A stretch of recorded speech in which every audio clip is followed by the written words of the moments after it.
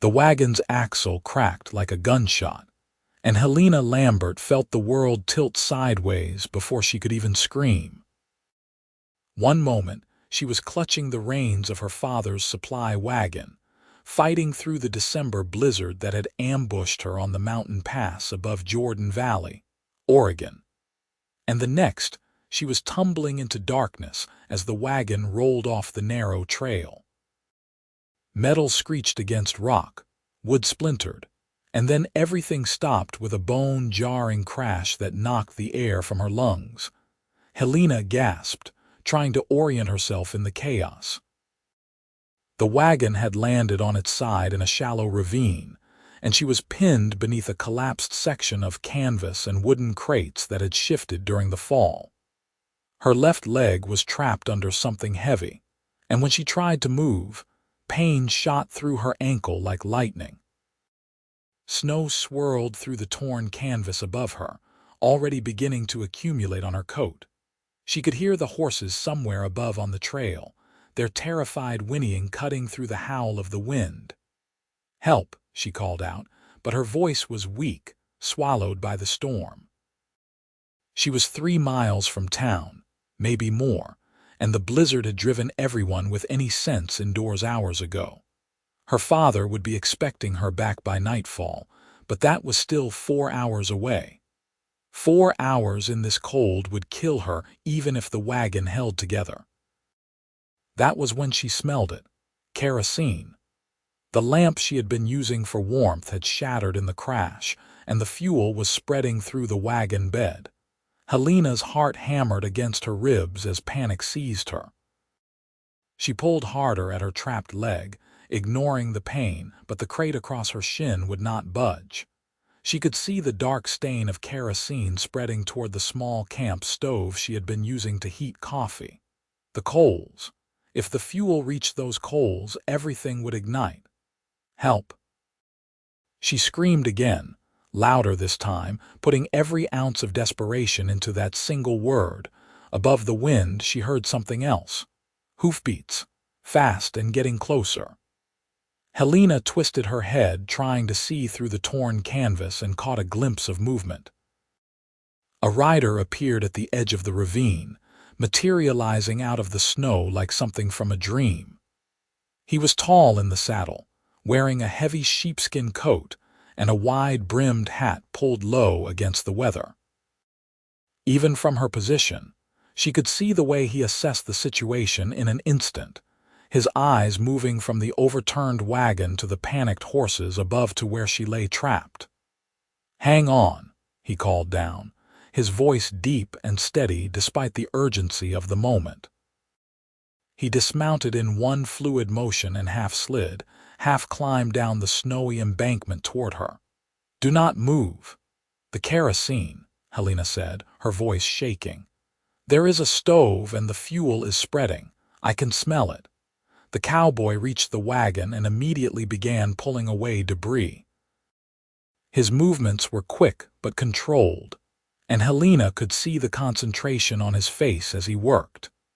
He was younger than she had first thought, probably no more than 25, with dark hair visible beneath his hat, and a strong jaw set with determination. His hands were gloved but nimble as he shifted crates and torn canvas. "My leg," Helena said. "I cannot get free." He nodded once, then moved to where she indicated. The kerosene smell was stronger now, sharp and chemical. Helena saw his nostrils flare as he registered it, saw the tension that rippled through his shoulders. He braced himself and lifted the heavy crate that had her pinned. His muscles strained against the weight, his breath coming in clouds of vapor, but he got it up high enough for Helena to pull her leg free. The moment she was clear, he dropped the crate and grabbed her around the waist. "Put your arms around my neck," he ordered. Helena obeyed without thinking, wrapping her arms around his broad shoulders as he lifted her. Pain flared in her ankle, but she bit down on the cry that wanted to escape. The cowboy carried her away from the wagon, his boots finding purchase on the icy rocks as he climbed back up the ravine. He had just reached the trail when Helena heard a soft whoosh behind them. She looked back over his shoulder and saw flames beginning to lick up through the wagon bed. The kerosene had reached the coals. Within seconds, the fire was spreading, consuming the dried wood and canvas with terrifying speed. If she had still been trapped inside, she would have burned alive. The cowboy did not stop moving until he had carried her 30 feet from the ravine's edge. Only then did he set her down gently, propping her against a large boulder that provided some shelter from the wind. The wagon was fully engulfed now, black smoke mixing with the white snow in a hellish contrast.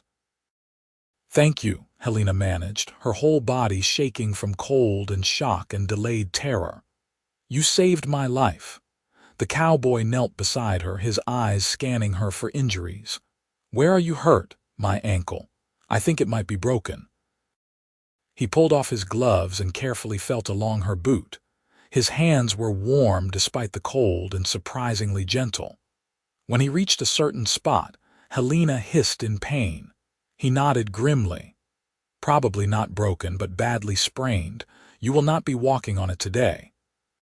He looked up at her, and Helena got her first good look at his eyes. They were the color of storm clouds, gray and clear and startlingly direct. "I am Vincent Harper. My ranch is about a mile east of here. We need to get you out of this weather before you freeze." "Helena Lambert," she said through chattering teeth. "My father owns the mercantile in Jordan Valley. I was bringing supplies from the depot in Nampa." Vincent was already moving, retrieving his horse and bringing it over. The animal was a sturdy paint gelding that stood calm despite the smoke and chaos. Vincent pulled a blanket from his saddlebag and wrapped it around Helena's shoulders, then lifted her again without apparent effort. This time he settled her in front of the saddle before swinging up behind her. His arms came around her to take the reins, effectively enclosing her in a cocoon of warmth. "What about the horses?" Helena asked, remembering her father's team. "Already run off. They will find their way home or to shelter. Horses are smart that way." He turned his mount east, away from the burning wagon. "Hold on to me. This will be a rough ride in this storm." Helena leaned back against his chest, too cold and exhausted to be embarrassed by the intimacy. She could feel the steady beat of his heart through the sheepskin coat, could feel the strength in the arms that held her secure. The blizzard raged around them, but Vincent seemed to know exactly where he was going, guiding his horse with absolute confidence through the white-out conditions. "How did you find me?" Helena asked after a few minutes. "I thought everyone would be taking shelter from the storm." "I was checking on some cattle in the high pasture when the storm hit harder than expected. I was heading back when I heard your horses. Came to investigate and saw the wagon go over."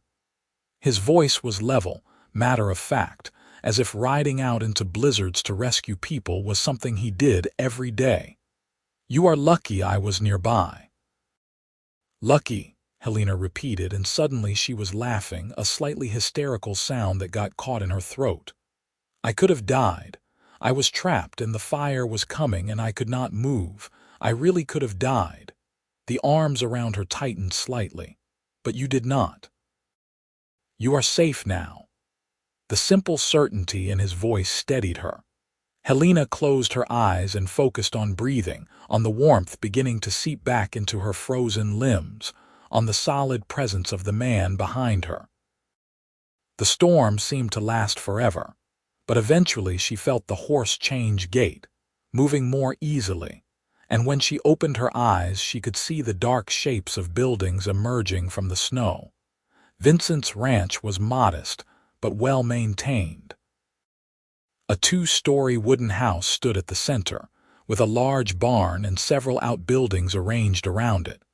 Smoke rose from the house's chimney, a welcoming sign of warmth within. Vincent guided his horse straight to the barn, dismounting once they were inside and out of the wind. He lifted Helena down carefully, then led his horse to a stall. "Can you stand if I support you?" he asked. Helena tried, putting weight on her good foot while keeping the injured ankle raised. With Vincent's arm around her waist, she managed to hobble forward. Together, they made their way from the barn to the house, fighting against the wind that tried to push them back. By the time Vincent got the door open and pulled her inside, Helena was gasping from the effort and the pain. The interior of the house was warm and simply furnished. A fire burned in the stone fireplace, casting dancing shadows across wooden floors and walls. Vincent helped Helena to a chair near the fire, then immediately began building up the flames. Once he was satisfied with the heat, he disappeared into another room and returned with more blankets and a basin of water. "We need to get those wet clothes off you before you catch pneumonia," he said, his tone clinical. "I will turn my back while you change. There is a room through that door where you can have privacy." Helena tried to stand, but her ankle gave out immediately. Vincent caught her before she fell, and for a moment they were face to face, so close she could see the concern in his eyes, the snowflakes melting in his dark hair. Something passed between them in that instant, something electric and undeniable that made Helena's breath catch for an entirely different reason than the cold. Vincent seemed to feel it too, because he hesitated before speaking again. "I will help you to the room. My sister's clothes are still in the chest there. She moved to Portland 2 years ago, but I kept her things. You should be about the same size." He carried her into the small bedroom and set her on the bed, then quietly withdrew, closing the door behind him. Helena sat there for a moment, trying to process everything that had happened in the last hour. She had nearly died. This stranger had saved her life. And now she was stranded at his ranch in the middle of a blizzard, wearing his sister's clothes, with an injury that would take weeks to heal. With shaking hands, she began to peel off her wet garments. Her fingers fumbled with buttons and laces, still stiff from the cold. The clothes she found in the chest were simple but clean. A soft flannel shirt, wool trousers, thick socks. Once she had changed, she wrapped one of the blankets around her shoulders and called out. Vincent returned immediately, as if he had been waiting just outside the door. "Better, much better, thank you." Helena managed a small smile. "Though I feel a bit foolish for getting myself into this situation. That mountain pass is treacherous even in good weather. In a blizzard like this, it is deadly. You should not have been out there alone." He said it without judgment, just stating a fact. "I know.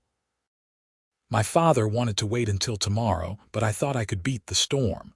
I was wrong." She looked down at her swollen ankle. "He is going to be worried sick when I do not return. The storm should break by tomorrow. I will ride into Jordan Valley then and let him know you are safe." Vincent knelt beside the bed and carefully examined her ankle again, now that the boot was off. His touch was gentle but thorough. "I will wrap this. It should heal fine if you stay off it for a few weeks." He worked in silence, wrapping her ankle with strips of clean cloth he retrieved from a cabinet. Helena watched his face as he concentrated on the task, noting the small scar above his left eyebrow, the strong line of his nose, the way his jaw tensed when he was focused. He was handsome in a rough, weathered way that suggested a life spent outdoors working hard. There was a steadiness about him that she found deeply appealing. "You live here alone?" she asked. "Most of the time." "I have 2 ranch hands who help with the cattle, but they are staying in town for the winter. Easier that way when the weather turns bad." He finished securing the bandage and sat back on his heels. "I will make something hot to eat. You need to get warm from the inside." He left the room again, and Helena heard him moving around in what she assumed was the kitchen. The smell of coffee soon filled the house, followed by the sizzle of bacon in a pan. Her stomach growled, reminding her that she had not eaten since dawn. When Vincent returned carrying a tray, she accepted it gratefully. "This is wonderful," she said after the first bite of bacon and eggs. "Thank you. You have been so kind." Vincent settled into a chair across from her with his own plate. "It is what anyone would do." "No," Helena said firmly. "Not anyone. You risked your own safety to pull me out of that wagon. The fire was already starting. You could have been burned." He met her eyes, and again she felt that spark of connection between them. "I could not leave you there to die." They ate in companionable silence for a while, listening to the wind howl outside and the fire crackle in the hearth. Helena found herself studying Vincent when she thought he was not looking, trying to understand the man who had saved her. He moved with the easy confidence of someone comfortable in his own skin, but there was a loneliness about him too, visible in the way he glanced at the empty chair across the table, in the careful way he maintained his space. "Have you lived here long?" she asked. "All my life." "My father built this ranch 30 years ago, back in 1866 when Oregon was still rough territory. He and my mother raised me and my sister here. They both passed 5 years back. Fever took them within days of each other." His voice was steady, but Helena heard the old grief beneath it. "My sister could not bear to stay after that. Too many memories. So she went to Portland, married a banker, and now she writes letters about city life that make this place sound like the edge of the world." "I am sorry about your parents," Helena said softly. "That must have been terrible." "It was, but life goes on. The cattle do not stop needing care because you are grieving." He set down his empty plate. "What about you?" "Always lived in Jordan Valley, since I was 12. My mother died when I was young, and my father thought a new start would be good for us both. We came west, and he opened the mercantile. It has been just the two of us ever since." Helena smiled slightly. "He has been trying to convince me to go back east to Boston where my aunt lives, says I could find a proper husband there. But I love it here. I love the wide spaces, the mountains, the way the air smells after rain. I cannot imagine living in a city where you can barely see the sky." "So no suitors waiting for you in Jordan Valley?" The question seemed casual, but Helena caught the hint of something else in Vincent's tone. "None that interest me," she admitted. "Most of the men in town either see me as a shopkeeper's daughter who can help them get credit, or they want someone more refined and delicate. I am neither of those things." "Good," Vincent said, and then seemed surprised by his own vehemence. He stood quickly, gathering the plates. "You should rest. That ankle needs to heal, and you have been through an ordeal. I will be just in the main room if you need anything." Helena wanted to call him back to continue their conversation, but exhaustion was crashing over her in waves.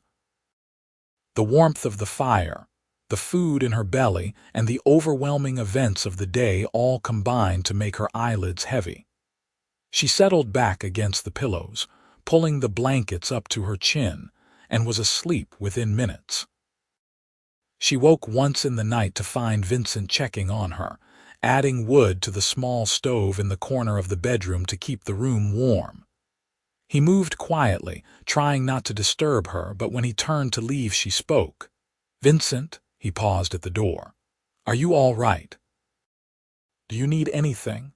"No, I just wanted to say thank you again, for everything." Even in the dim light, she could see the softness that came into his expression. "Sleep, Helena, you are safe here." The storm raged for another day and night. Helena spent the time resting her ankle and getting to know Vincent better. He was different from any man she had met before, quiet and thoughtful, but with a dry sense of humor that made her laugh. He told her about the ranch, about his hopes to expand his herd next spring, about the challenges of running a place like this alone.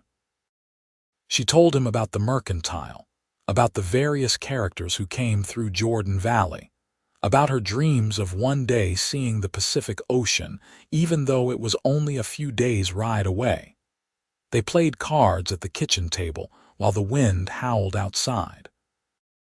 Vincent taught her a game his father had learned from miners in the gold rush days, and Helena showed him a trick with shuffling that a traveling gambler had demonstrated in her father's store. They cooked together, Vincent doing the heavy work while Helena directed from a chair, her injured ankle propped on a stool. On the second evening, as they sat by the fire after dinner, Vincent suddenly spoke. "I should tell you something. Tomorrow, when the weather clears, people are going to talk. You have been here alone with me for 2 nights. In a town like Jordan Valley, that means something." Helena felt heat rise in her cheeks, but she kept her voice steady. "I know, but what choice did we have? Would you rather I had frozen to death to preserve my reputation? Of course not. I just want you to know that I will make it right. If you want, I will speak to your father, explain what happened. Tell him that nothing improper occurred, that I was only providing shelter in an emergency.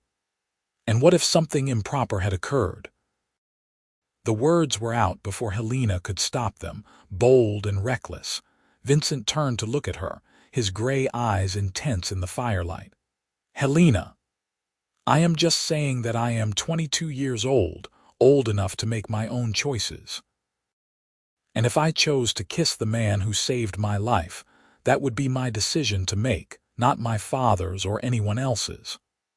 Her heart was pounding, but she held his gaze. For a long moment, neither of them moved.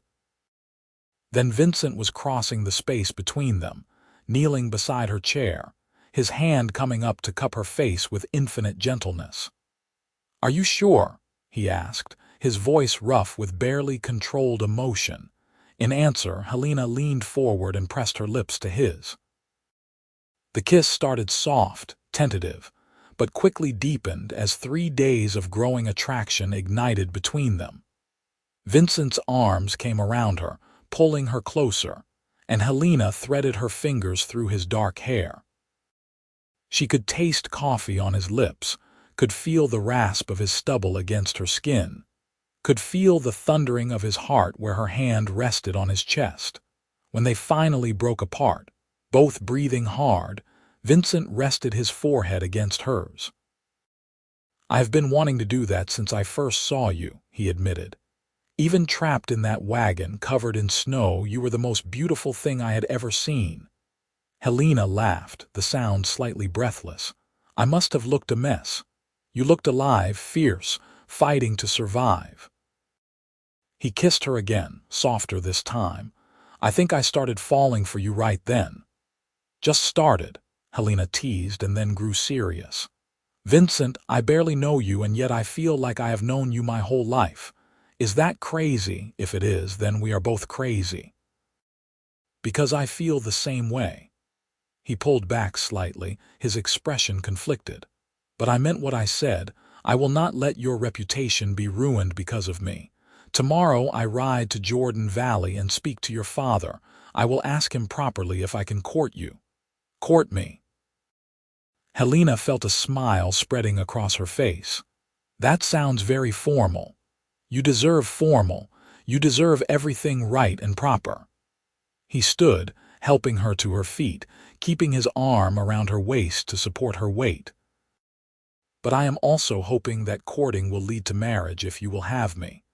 I know it is too soon to say such things, but I am not a man who plays games. I want you, Helena Lambert, not just for a few stolen kisses by the fire, but for always." Helena's breath caught. "You want to marry me?" "We have known each other for 3 days. I know.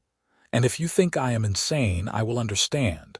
We can take as much time as you need, but I wanted you to know my intentions." He looked down at her, vulnerability showing through his usual steady demeanor.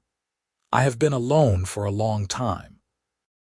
I thought I was content with it, with just the ranch and the cattle and the quiet. But then you came crashing into my life, and suddenly I realize how lonely I have actually been. You make me laugh. You make me want to talk about my dreams instead of just working through my days. You make this house feel like a home again instead of just a building where I sleep." Tears pricked at Helena's eyes. "Vincent Harper, you are either the bravest man I have ever met or the most foolish.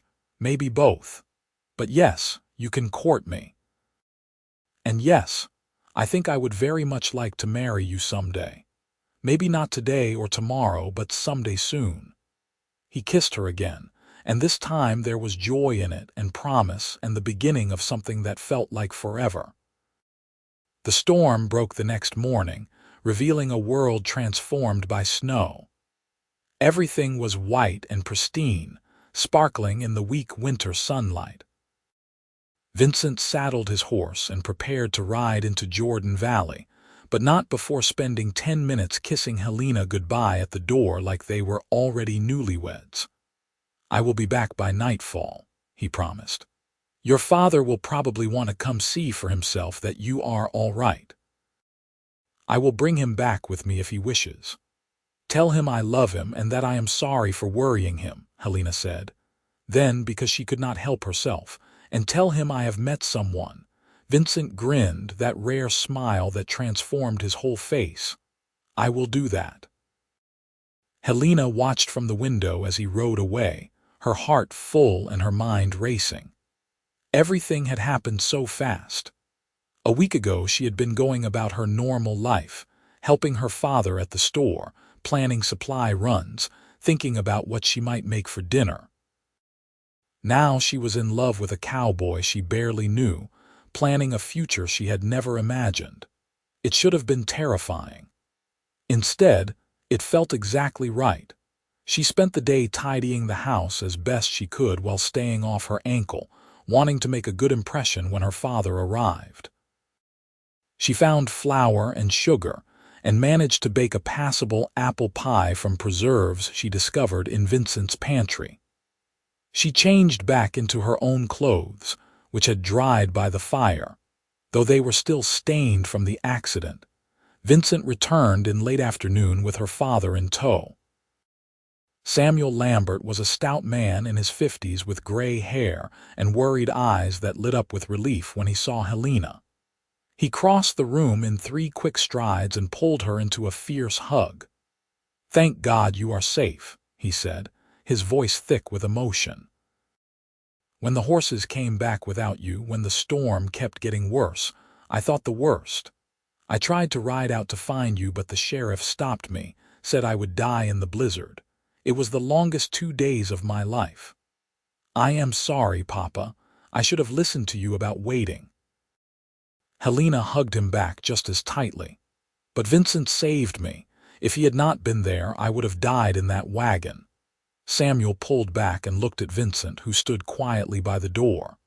"Young man, I owe you a debt I can never repay. You saved my daughter's life." "I did what anyone would have done, sir," Vincent said, but Samuel shook his head. "No, not anyone. You risked yourself and then you cared for her with complete propriety. That speaks to your character." He glanced between them, and Helena saw the moment he noticed the way they looked at each other, the way Vincent's eyes softened when they landed on her, the way she could not quite hide her smile. "I see. Well then, perhaps we should all sit down and talk." Over coffee and pie, Vincent formally asked Samuel for permission to court Helena. He was honest about his circumstances, about the ranch and his prospects, about the fact that he was making a decent living but would never be wealthy. Samuel listened carefully, asking practical questions about land ownership, water rights, the size of Vincent's herd. But mostly, Helena noticed, he watched the way they interacted, the way Vincent was attentive without being possessive, the way Helena glowed with happiness. Finally, Samuel sat back in his chair and sighed. 3 days, he said. You two have known each other for 3 days and you are talking about marriage. Not right away, Helena said quickly. We want to court properly, take the time to really know each other. But yes, eventually, we hope it will lead to marriage. Your mother and I knew each other for 2 weeks before I proposed, Samuel admitted. Everyone said we were rushing, that it would never last. We had 23 wonderful years before she passed, so I am not one to judge the timing. He looked at Vincent. But I need your word that you will treat her right, that you will respect her, that you will be faithful and true. You have it, sir, on my honor. Vincent's voice was firm, his gaze direct. Samuel nodded slowly. Then you have my blessing to court my daughter. But Helena lives at home with me until you are married, and any visits will be properly chaperoned until then. I trust you both, but I also want to protect her reputation in town. Of course, Vincent agreed immediately. I would not expect anything else.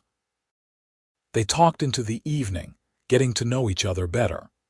Samuel told stories about Helena as a child, making her blush and laugh in equal measure. Vincent talked about his parents, about the ranch, about his dreams for the future. By the time Samuel declared they should head back to Jordan Valley, before it got too late, the three of them felt like family. Vincent helped Helena into her father's wagon, which Samuel had brought to retrieve her.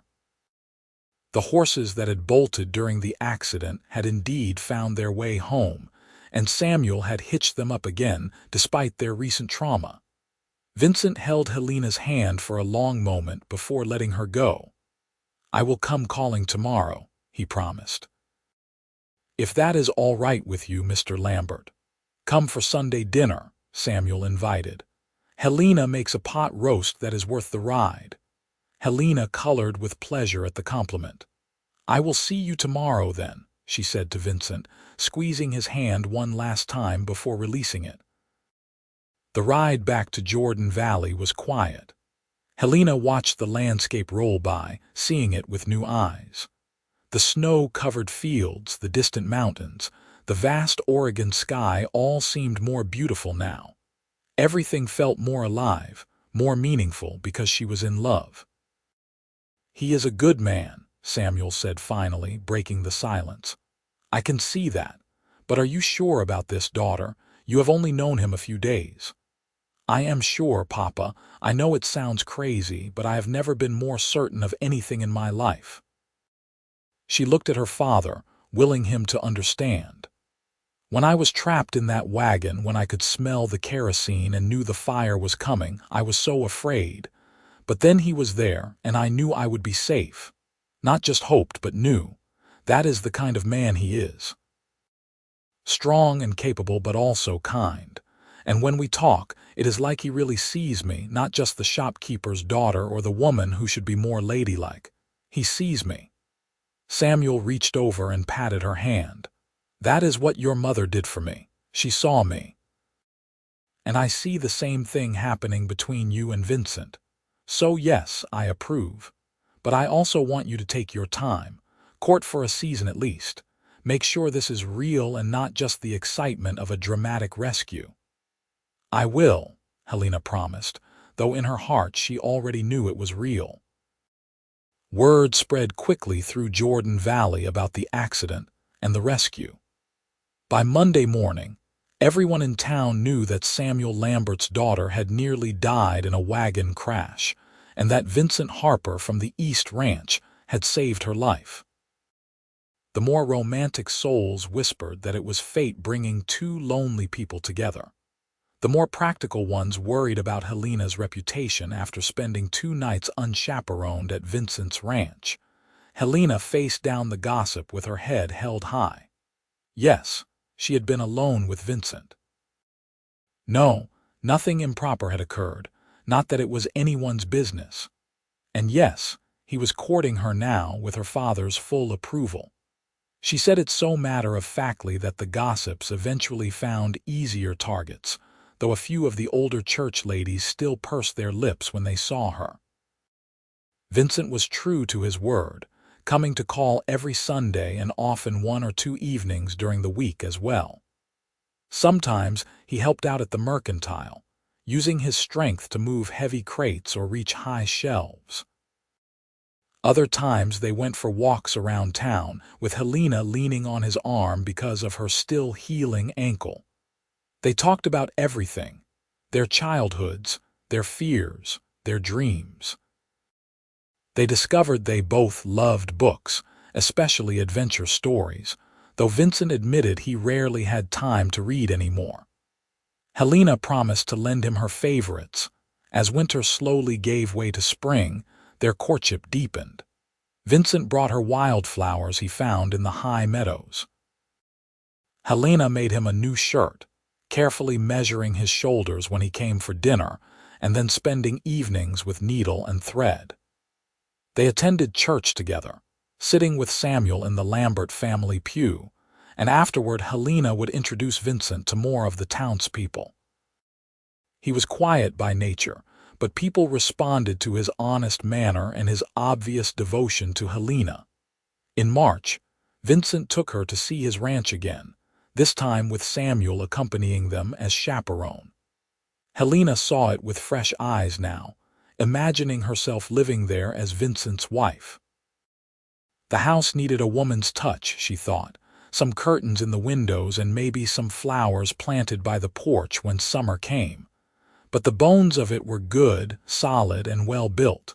She could be happy there. What do you think? Vincent asked when Samuel had wandered off to look at the cattle pens. Could you see yourself living here? Helena turned to him, smiling. I could see myself living anywhere as long as you were there too. But yes, I love it. It is beautiful and peaceful. I can imagine waking up here every morning, watching the sunrise over those mountains. I have been thinking, Vincent said, taking her hands in his. I know your father said we should court for a season, and I respect that. But Helena, I do not want to wait forever. Would you marry me this summer? We could have the wedding in June after the spring calving is done and before the real heat sets in. I know it is still soon, but I want to start our life together. I want you here with me, not just visiting but belonging. Helena's heart soared. Yes, she said without hesitation. Yes, I will marry you in June. I will marry you tomorrow if you want it. I love you, Vincent Harper. I love you too, he said, and kissed her right there in the yard, propriety be damned. They told Samuel that evening, and while he sighed about young people and their impatience, there was a twinkle in his eye that said he was not really surprised. June it is then, he agreed. But we do this properly. Church wedding with the whole town invited. My daughter deserves a proper celebration. The next 3 months passed in a whirlwind of preparation. Helena and her father worked together to plan the wedding, sending for a dress from a seamstress in Boise who specialized in bridal gowns. Vincent and his ranch hands worked to prepare the house, making repairs and improvements that had been put off for years. They painted the bedroom, fixed a leak in the roof, and built new furniture for the kitchen. Helena's aunt from Boston sent a disapproving letter suggesting that Helena was making a terrible mistake, marrying some rough cowboy she barely knew, and offering one last time to sponsor her for a season in Boston society. Helena wrote back politely but firmly, explaining that she had found exactly the life she wanted and needed no rescue. Her father laughed when he read the letter and said her mother would have been proud. The wedding took place on a perfect June morning in 1896. The church was packed with nearly everyone from Jordan Valley and several neighboring ranches. Helena wore a simple but elegant dress of cream silk with lace at the collar and cuffs. Her father walked her down the aisle, tears shining in his eyes. And Vincent waited at the altar in a new suit, looking more handsome than Helena had ever seen him, his face glowing with love and joy. They exchanged vows in steady voices, promising to love and honor each other through all the challenges life might bring.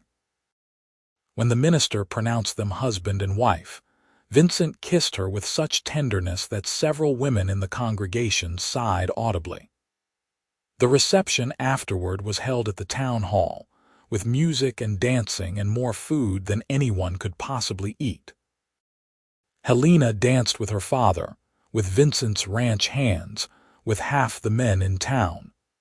But mostly she danced with her husband, feeling like she was floating every time he took her in his arms.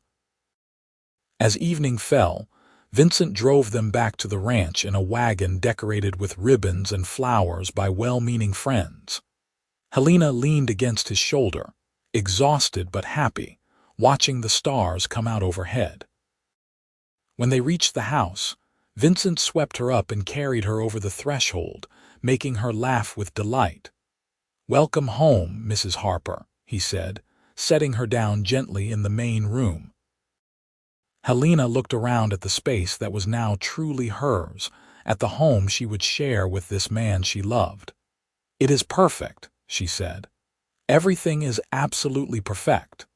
Their wedding night was gentle and sweet, full of whispered endearments and tender exploration. Vincent was patient, making sure Helena felt safe and cherished.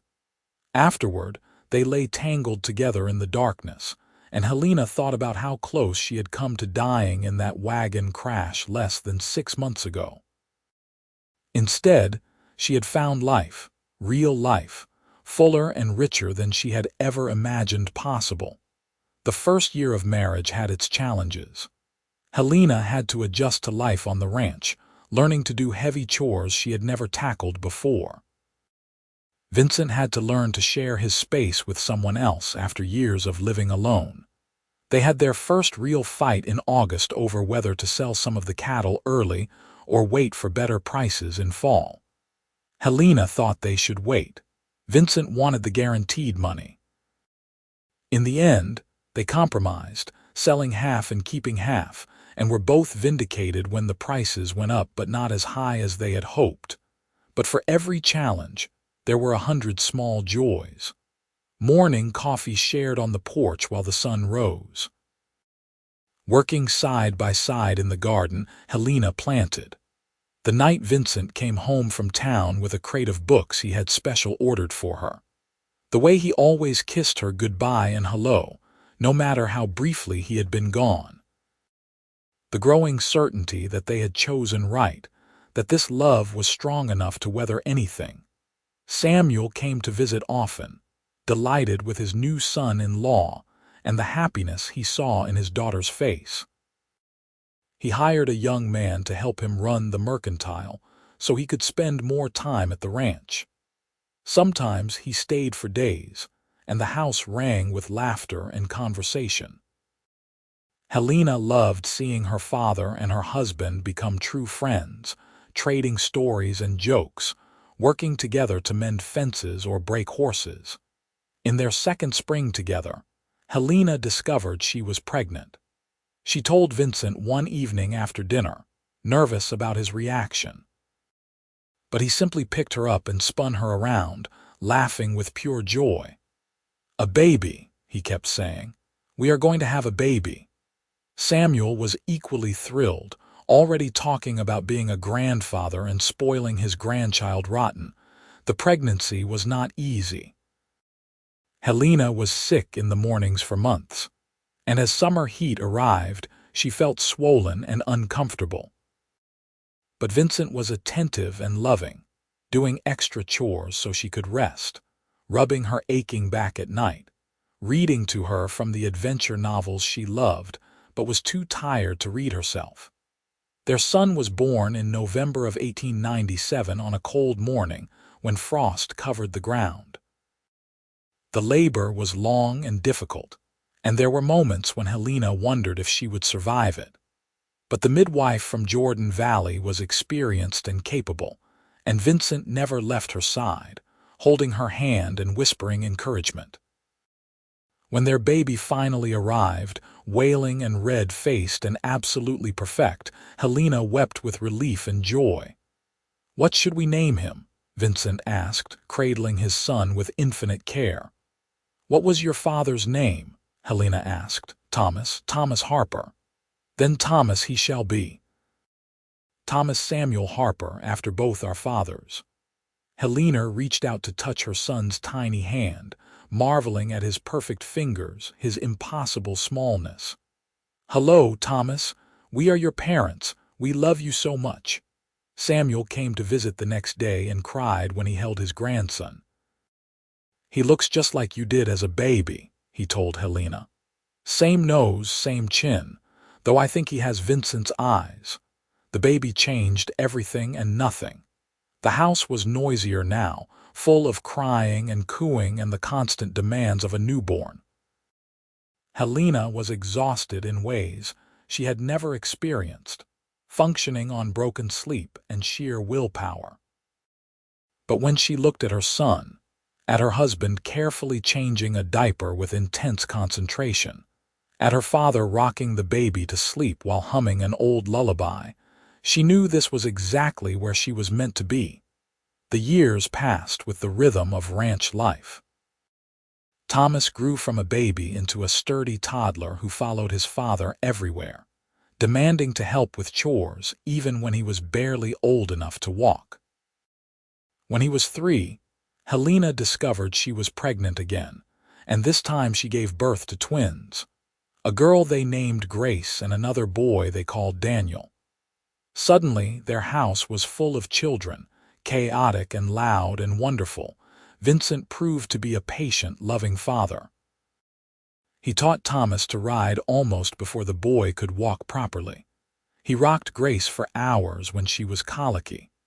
He sang silly songs to Daniel that made all the children giggle.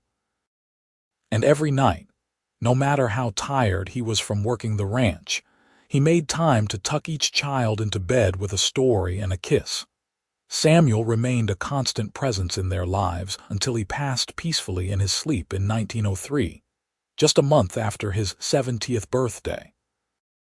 Helena grieved deeply for her father, but she was grateful he had lived to see her happy, to know his grandchildren, to spend his last years surrounded by family.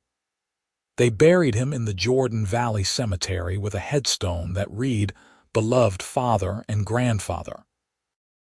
The ranch prospered over the years. Vincent's careful management and hard work paid off, and they were able to expand their herd and purchase additional grazing land.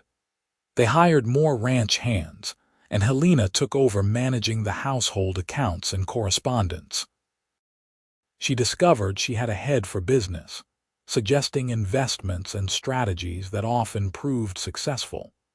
Vincent always listened to her advice, treating her as a true partner in every sense. On their 10th wedding anniversary, Vincent took Helena back to the spot where the wagon had crashed, where he had pulled her from the burning wreckage. Over the years, the ravine had filled in somewhat, and grass and wildflowers now grew where once there had been only snow and fire. "Sometimes I wonder what would have happened if I had not been there that day," Vincent said, holding her hand as they looked down at the peaceful scene. "But you were there," Helena said firmly. "You were exactly where you needed to be, exactly when you needed to be there." "That is not coincidence, Vincent. That is fate. That is destiny. We were meant to find each other." "I love you," he said, the same words he had spoken to her 1,000 times over the last 10 years, but they still made her heart flutter. "I love you too," she replied, and kissed him there on the mountainside, the wind carrying the scent of sage and wildflowers. By 1910, Thomas was 13 and already nearly as tall as his father, working the ranch like a seasoned hand. Grace was 10, clever and spirited, with a love of books she had inherited from her mother. Daniel was 9, quieter than his siblings but with a gift for working with animals that sometimes seemed almost magical. The Harper Ranch was one of the most successful in the region, and Vincent and Helena were respected members of their community. Helena sometimes thought back to that terrified girl trapped in the burning wagon, convinced she was about to die. That girl could never have imagined this life, this richness, this joy. The wagon crash had been the worst moment of her life, but it had also been the beginning of the best thing that ever happened to her. One summer evening, with the children put to bed and the ranch quiet under a blanket of stars, Helena and Vincent sat together on the porch they had rebuilt and expanded over the years. They held hands, comfortable in the silence that came from years of shared life. "You ever regret it?" Helena asked suddenly. "Marrying me so quickly, taking on all this responsibility?" Vincent turned to look at her, his gray eyes still as clear and direct as they had been that first day. "Not for a single second. You are the best thing that ever happened to me, Helena Harper. You and our children. You gave me a reason to build something lasting, not just for myself but for them, for future generations. You made this house a home. You made my life mean something beyond just surviving from one day to the next." Tears pricked at Helena's eyes. "You saved my life that day in the snow. But I think I saved yours too in a different way." "We saved each other," Vincent agreed. He pulled her close and she rested her head on his shoulder, breathing in the familiar scent of him, leather and hay and the soap he used. "We are a team, you and me, always have been, always will be." They sat there until the moon rose, two people who had found each other in the most unlikely way and built a life together that exceeded their wildest dreams. The Wild West was changing around them, becoming more civilized, more settled. But here on their ranch, with their family and their love, they had created something timeless. Inside the house, their children slept safe and warm. Outside, the cattle grazed peacefully in the moonlight. And on the porch, Helena and Vincent held each other, grateful for every moment that had brought them to this place, grateful for the wagon that had crashed in the snow, for the cowboy who had pulled her from the fire, for the love that had grown from that desperate moment into something unshakable and true. In the end, Helena thought, they had been blessed, not just with prosperity or children or a successful ranch, but with each other. With a love that had started in fire and snow and had grown into something warm and lasting, a love that would endure for the rest of their lives and beyond. A legacy they would pass on to their children and their children's children. The Wild West might have been tamed, but the love between Helena Lambert Harper and Vincent Harper remained as wild and fierce and beautiful as the Oregon landscape they called home. And that was exactly how they wanted it to be.